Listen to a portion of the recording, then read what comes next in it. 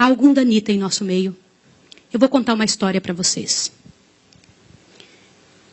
Há 20 anos atrás, eu fazia parte de uma mesa, numa associação.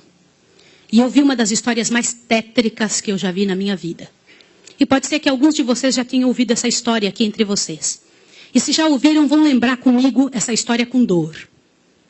Uma certa ocasião, numa igreja de um certo lugar no Brasil, uma mocinha pediu licença para conversar lá na frente, no microfone.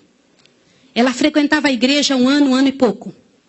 E ela pegou o microfone da mão da moça que estava terminando a escola sabatina e falou: eu tenho que contar para vocês um pecado meu.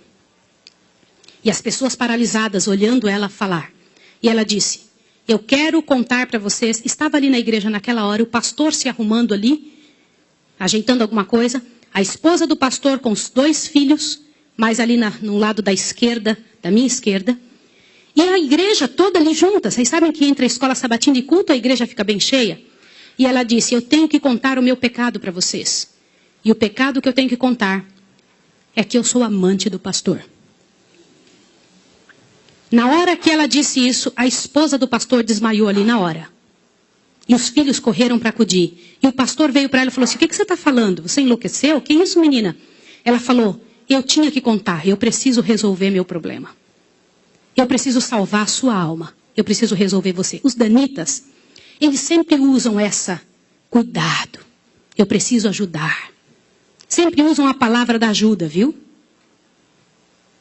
E naquele momento a igreja toda ficou em alvoroço. Eu não preciso dizer que não houve culto. Não houve culto. Não conseguiram fazer o culto. A esposa do pastor foi levantada dali, foi levada lá para fora. O pastor não sabia o que fazer. Começou a dizer: irmãos, por favor, isso é um grande mal entendido. Ela dizia: não é, meu bem. Eu precisava dizer, eu tenho que salvar você e tenho que salvar a mim. E ela foi levada para um quartinho, a esposa do pastor foi atrás e começou a conversar com ela, e falou com ela, e foi um alvoroço muito grande. E ela disse: olha, eu vou te provar que isso é verdade. Nós combinamos que ninguém nunca ia saber, foi uma coisa muito bem feita, mas eu preciso te contar. E falou para a esposa do pastor: prestem bem atenção no que eu vou dizer. Falou: só tem uma maneira de você me acreditar, vem aqui. O seu marido tem uma marca na genitália dele. E a marca é assim, assim, assim. E a esposa olhou para ela e acreditou nela na hora. Sabe por quê? Porque aquele pastor nunca tinha tido contato sexual com nenhuma pessoa, só com sua esposa. Eles se casaram virgens. E ela disse: ninguém sabe disso. Como é que essa moça sabe? Consegue imaginar o que é isso? E ela também nunca tinha contado isso para ninguém. E ela pegou a esposa do pastor, passou a acreditar. E ela contou detalhes sobre o corpo do pastor, detalhes sobre ele, até de coisas que ele falava enquanto dormia. Preste atenção. Eu não preciso dizer para vocês que aquele casamento acabou. A igreja todinha daquele pastor entrou num estado de bancarrota que vocês não têm ideia. Uma palavra, como diz Tiago, pode estragar a vida de uma pessoa para sempre. Sabe quantos anos se passou dessa história? Até que eu fiquei sabendo, isso foi há 20 anos atrás que eu fiquei sabendo. Já tinha se passado 20 anos que isso tinha acontecido. Por que eu fiquei sabendo dessa história? Foi numa mesa, numa comissão, numa associação. O presidente um dia nos chamou e disse o seguinte: irmãos, eu preciso da ajuda de vocês de oração por algo. O que foi? Há 20 anos atrás aconteceu a história de um pastor e contou toda a história para nós. Foi numa igreja assim, assim, assim, e nós tiramos a credencial desse pastor. E esse pastor foi para um sítio e ficou sozinho. A esposa dele é casada, tem outros filhos, está vivendo a vida dela. Mas eu fui chamado, olha o presidente nos contando. Eu fui chamado há alguns dias na casa de uma senhora com os cabelos todos brancos morrendo de câncer. E essa mulher morrendo de câncer pediu muito para falar com o pastor. Mas tinha que ser o presidente da igreja adventista. E eu fui até lá porque eu sou o presidente. Quando eu cheguei lá, a mulher me contou que ela tinha sido a moça que tinha falado aquilo do pastor. A amante, a suposta amante do pastor. E ela contou para o presidente que ela havia inventado toda essa história. Mas como que ela sabia dos detalhes do corpo do pastor? Na ocasião em que ela tinha se apaixonado pelo pastor, ela trabalhava como faxineira dentro do hospital. E o pastor foi internado, prestem atenção, internado para uma cirurgia de apêndice e passou muito mal. E ela era amiga de uma enfermeira. E entrou dentro do quarto junto com a enfermeira, destampou o corpo do pastor e olhou o corpo do pastor todo, durante o tempo em que o pastor estava dentro do hospital em coma.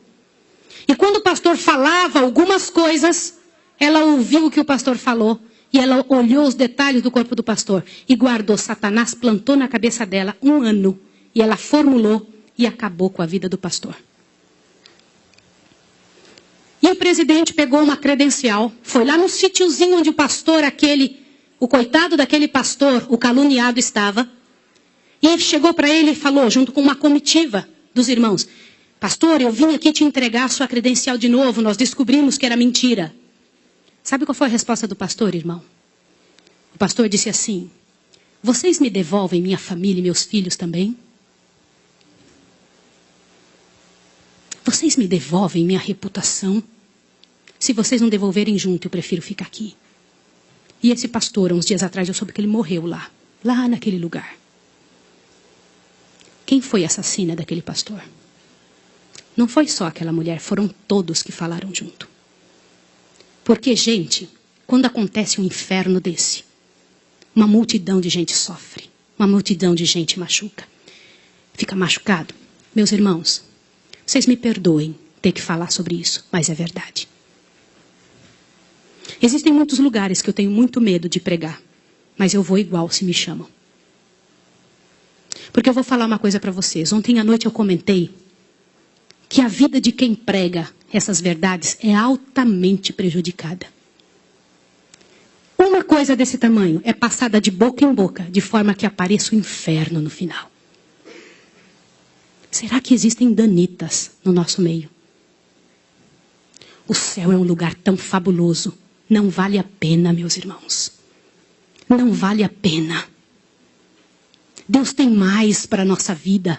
Tem mais coisas para ocupar a nossa mente.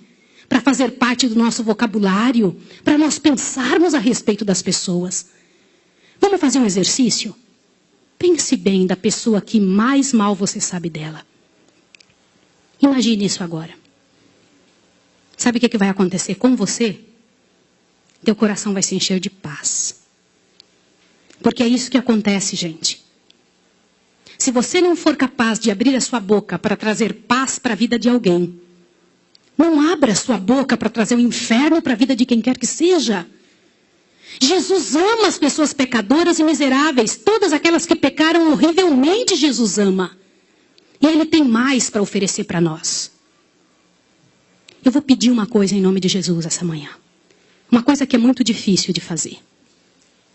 Mas se há alguém em nome de Jesus que falou algo de outra pessoa, ainda que seja verdade, e que não pediu perdão, que peça perdão a Deus agora e corra e peça perdão para a pessoa.